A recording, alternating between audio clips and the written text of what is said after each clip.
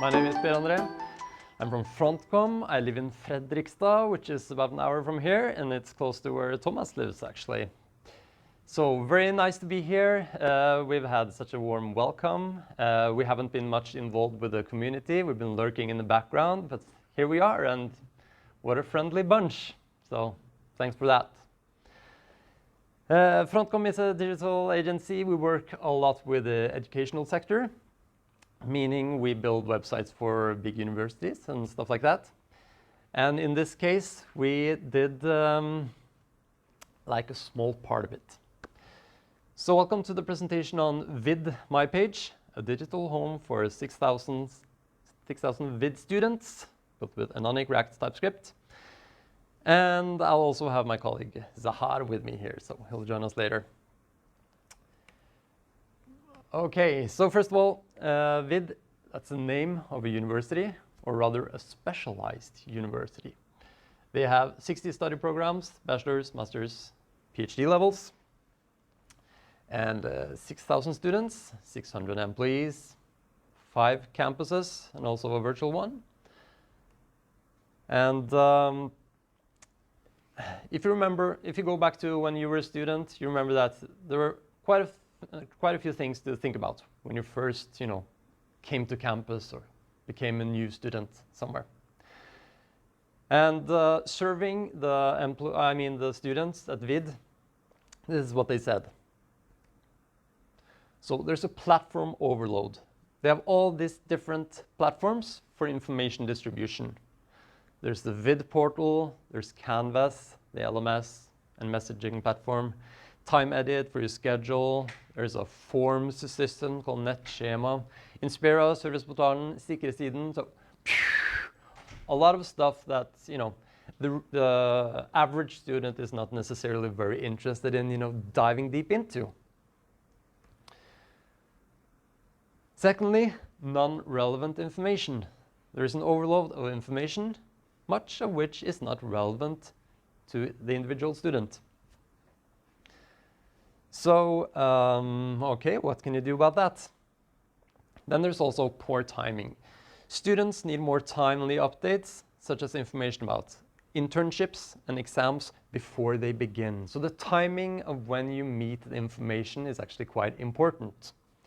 And how do you handle that across all those platforms? Well, that's quite hard, but the staff came up with a pretty good idea. The VID My Page, simplifying student life. And that's what they pitched at us, basically. So the project goal was to help students during their onboarding process, first and foremost, and also to provide a comprehensive tool for all students throughout their time at VID. Functionality-wise, VID My Page, it should enable students to view information from all the platforms in one place, eliminating the need for multiple logins. Interesting. Personalization. The system filters information for each student based on their program, their study program, their year of study, where you're at, and also, of course, campus location. Are you in Bergen or are you in Oslo, for instance? Okay, how it was built. So, of course, first we got the client specifications, and that was literally just a tiny slide deck, just a few slides. And I find that, as a technical person, I find that quite attractive, actually, because we want to know the goals and where they're heading, but we very much like to be involved with, how to do stuff. But they did have some, they built this frame. So as a base, they wanted to build on Enonic XP. Very clever decision, and also very, I think, a mature decision to have decisions like that made on the very top of the institution, because that makes it easier for all the different, projects going on to kind of like streamline the technical platform. Of course, security, highly important. Compliance, no-brainer, all those different things. Design, adopt a mobile-first approach. Of course, we do that these days. So but this is basically the stuff they told us. User-friendly system with intuitive navigation and easy to understand interfaces. I should also say that the client provided some quite high-res wireframes, mockups for us, and that's also very useful, just to know the direction of things up front. So it's a quite simple app in one sense, but it does communicate with quite a few different data sources. So the first thing we did was not just start building, but we did internal meetings on the architecture, and there are a few different ways to approach this. So this was an actual drawing from the initial meetings we did. And I should say that the top bubbles here represent data sources. And I will now zoom into the first one.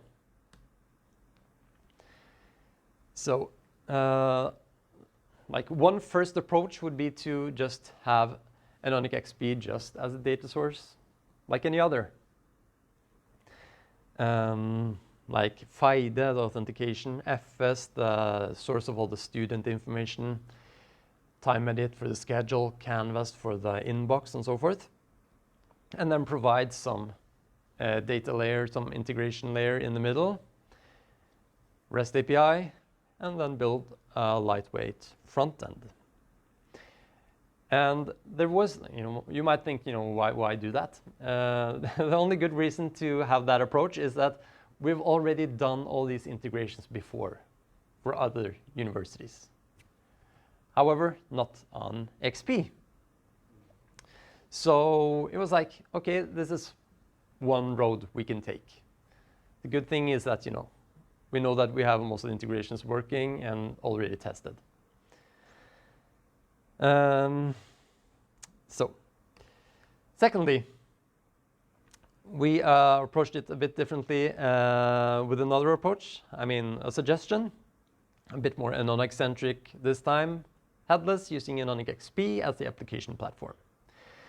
Of course, this actually makes more sense if you want to be in line with the VID university digital strategy.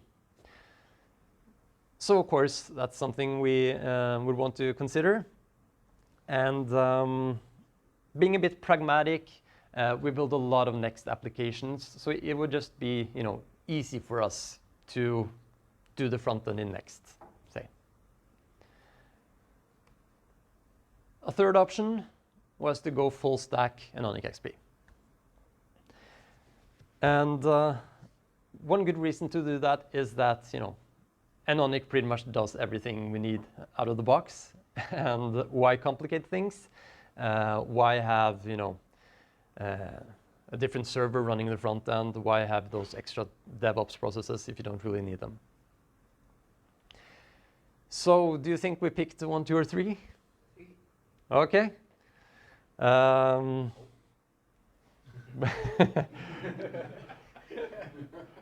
Ta-da! Then this guy showed up and said, "Sup?" And so basically, this gentleman here suggested a fourth approach, and it's kind of in between architecture suggestion 2 and 3, like a compromise. And there were a few different good reasons to do this. Probably you guys probably thought it was interesting for us to try this new setup, but there are some actually really good wins here. Like from a front-end perspective, if you're interested in, familiar with TypeScript, you get supposedly 15 times faster hot reloading. And considering doing a lot of the logic in Next, it was just more appealing to handle the authentication part with more centralized. Although, it could be done, so it was just easier for us.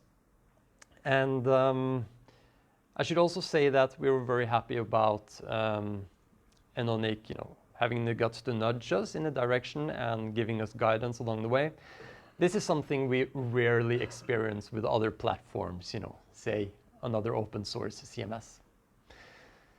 So this is what we did. And we were very happy about the process, and we started building with the help from Enonic. Things went quite fast. I should also say that in parallel with this, we had already started prototyping stuff in just using, Vercel app for hosting. And one reason to do that is that if you're not 100% sure about, the UX part and the UI, it's much quicker to fail and make mistakes and redo stuff in the browser, especially if you want to do actual tests with real people. So that's what we did, and after nailing some of that, we just went ahead and built it into Enonic. But I should say that we had this plan with the clients to not just build out everything at once, but we really wanted to focus on the most important things first, and that being the integrations. So before we get to that, I just want to show the end result for the front end. So this is a dashboard. Starts out with a motivational greeting, God ettermiddag, Morten midtveis. So that's probably the persona for the guy who's like, he's not starting, but he's been going to the VID for a couple of years. And then here are the top tasks, as we call them, the most important things that you do most of the time, links to your everyday tools, and then your to-dos. And they come up with this clever concept of having, accordion version of a to-do list. I think that was quite clever.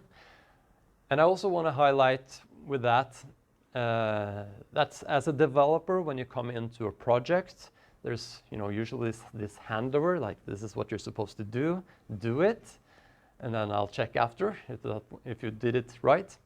But we find that developers and highly logical thinking persons are very often quite good at UX. You are typically like most developers that I know, they have a no bullshit approach. I want to do this. Why is this so hard?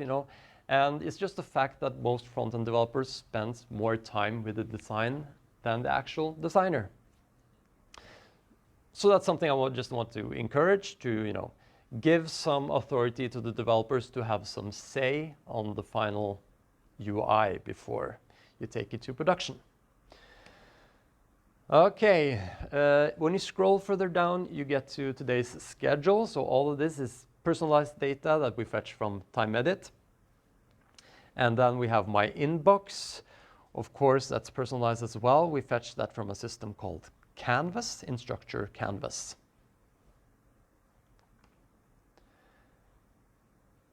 And then the events and the news, that's specific for that campus. So of course, that's something that the editor will decide in Content Studio and then push stuff out to each campus. And of course, a lot of static information, and we have a menu with a lot of things, and all that is handled very well by Content Studio. And lastly, all the tools. So these are just some of the templates that we have on our little application. Before you get to all this, we spent a lot of time thinking about how to do the onboarding for the very first users, because there are some gotchas. For instance, you don't get to do much unless you have a user with the authentication system. There's a delay before that's activated, and there are quite a few things to consider. So we came up with this an interactive wizard, so that you click it for the first time and you're kind of guided through stuff, and you get only the absolute most important information when you do that. But it turns out that there was actually quite a bit of information that you needed to provide before you were able to enter the dashboard. Okay, so when we started showing it to people and and even after the actual launch, we got a lot of positive feedback. Of course, the client was super happy, and they were relieved that it was well received. And one student said, "This is a tool we have missed, and I think it's nice that so many platforms are gathered in one place." And as I should also say that as a bonus of the way we did the authentication, when you are logged into the My page, you are also automatically logged into a couple of the other platforms. So you can actually go to their external websites and be logged in. Okay, and this is what they said at VID. I like the access control in Enonic. I'm not quite sure what they mean by that, but I'm glad they like it. Content Studio is easy to navigate and work with. Thumbs up for that. And with good templates, new editors need very little training. So, and it's available now on min side at VID.no. It launched just, a month ago or so, I think. And no issues so far. And it's hosted with Enonic, and everyone's happy.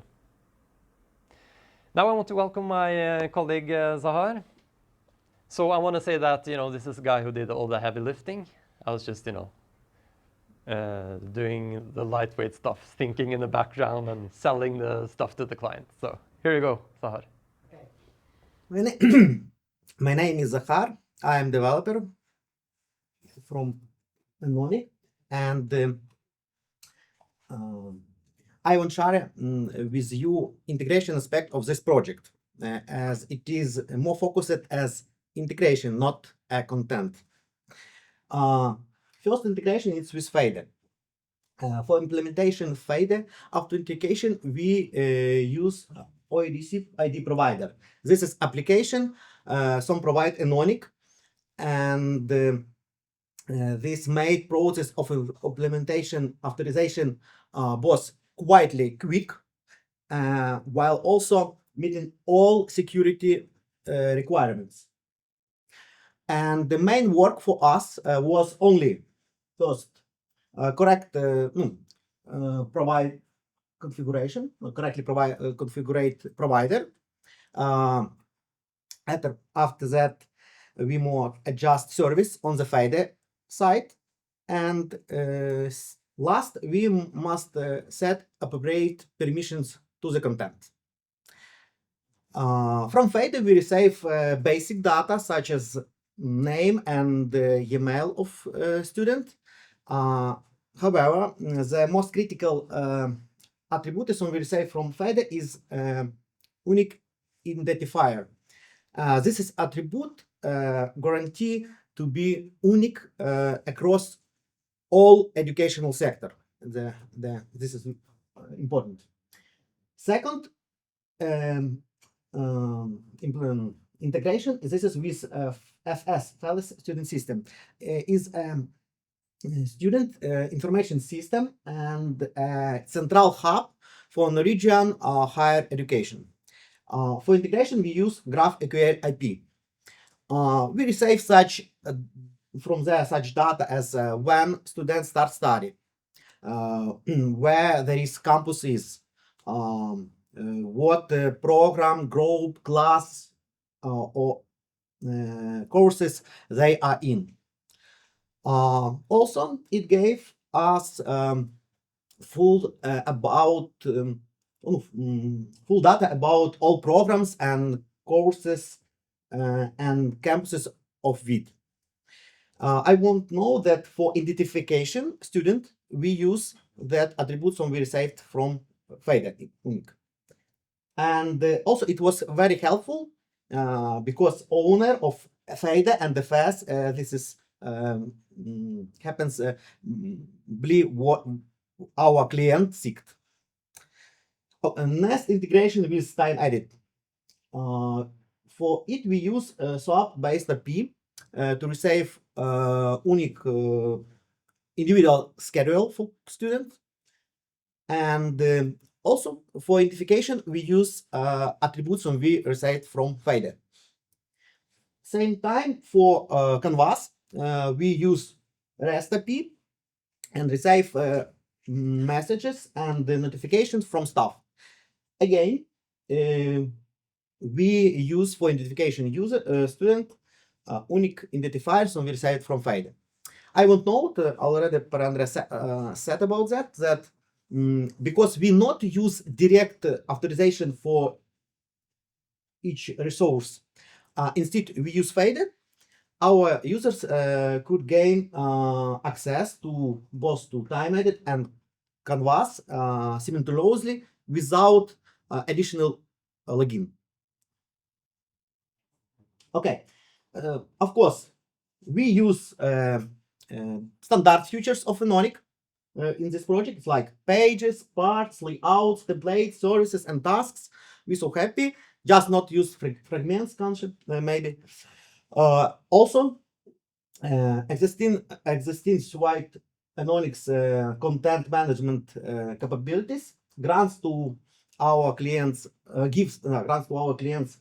flexibility to create content which they need and customize site structure as they desire. Additionally, they offer ability automatic menu generation, scheduled content publishing, and of course, rich text area editor. What you see is what you get.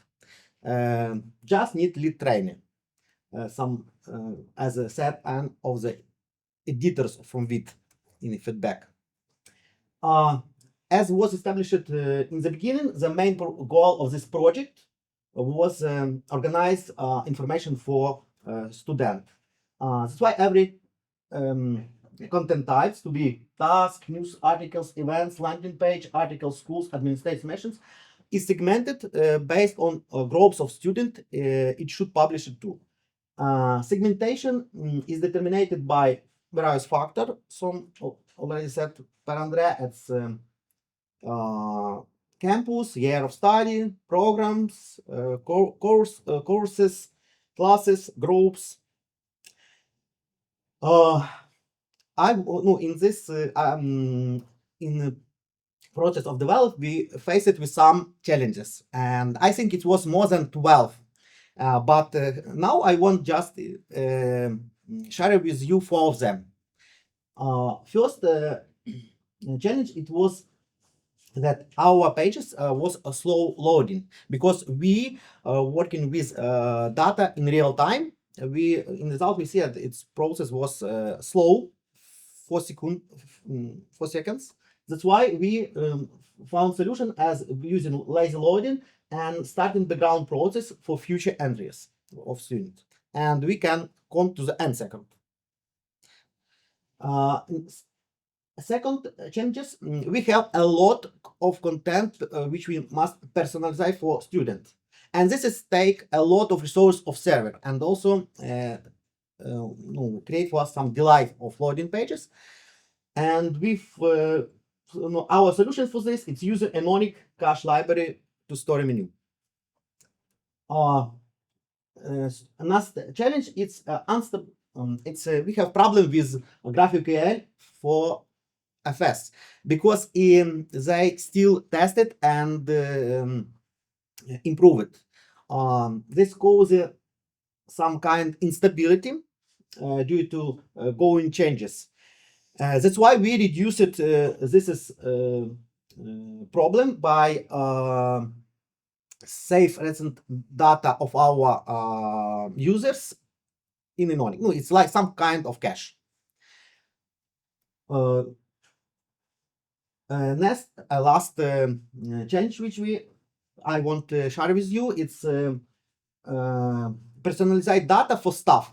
Staff also can use FEIDE for authorization to my page, but FS not have their data. But we found solution by using the groups API from SIG for this goal purpose. Future technical developments. We have planned create English version of this application. We can do this thanks to the Enonic's Content Studio, which let us use several languages by creating a layer for projects. Also, we want to improve our communication with students by create a push notification to them. We already done first step in this because we built this project as progressive web application.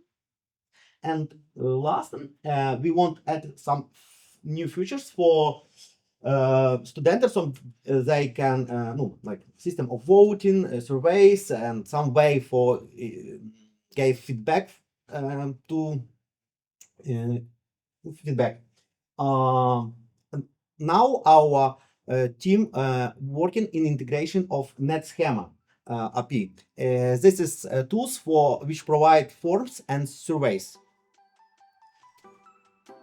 Thank you for your attention. That's all.